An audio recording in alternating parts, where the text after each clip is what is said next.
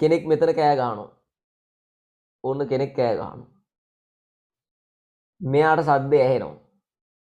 ඒ කියලා ගහනව නෙවෙයි ඈ. තව ටිකකින් ඇවිල්ලා බලලා මොකද්ද කියලා කෑ ගහනවා. හරි. මෙයාට සද්දය ඇහෙනවා. එතකොට මේ මෙතන මේ හාදයාගේ මොනවා කම්පන වෙලාද බං ශබ්දය ඇති වෙන්නේ? මේ හරිය තියෙනවනේ මොන තන්ත්‍රද? දඟරේ බේම් මේ මුල හරිය හොඳට මොනවා වෙනවද? අපරේකද සම්පූර්ණ කරන චක්‍ර ගාන එකයි. එන්නකො යට තරංගයට.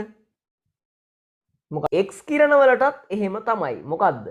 x කිරණ වලටත් වීදුරු වලට වඩා ජලයේදිට වඩා කොහෙදි වාර්තා වන වේගයද?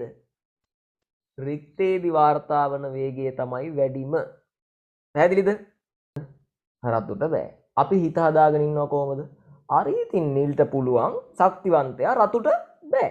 එතකොට කොල්ලෝ ටිකක් ඔය අභ්‍යවකාශය ගැන නම් මනම් උනන්දු කොල්ලෝ කියයි. ඇත්ත සර්. මං අහවල් පත්තරෙන් කියෙව්වා. මොකක්ද? සර් ඔය තරු තියෙනව නේද එක එක පාට.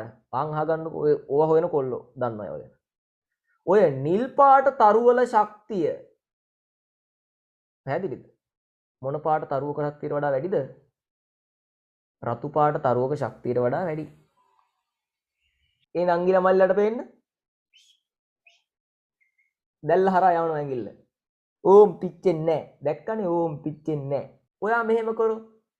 ඕම් පිච්චෙන්නේ කියාගෙන හිමීට ගියොත් ඔයාලා හිතුවේ සිග්නල් අවුලක් කියලා දැදෙනවා කියලාද? හරිද? අපි නිල් ආලෝකයට වඩා රතු ආලෝකයේ ශක්තිය අඩුයි කියලා ඔය මොකද්ද කියන්නේ?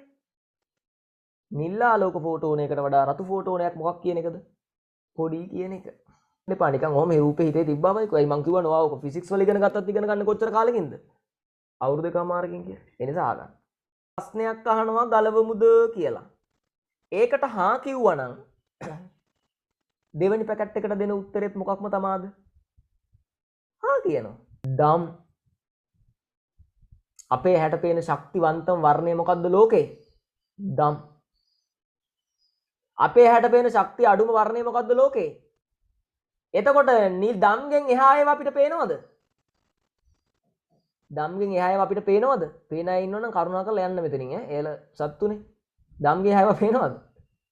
නෑ පේන්නේ නෑ. දම්ට ඉංග්‍රීසි වලින් මොකද්ද මං කියන්නේ?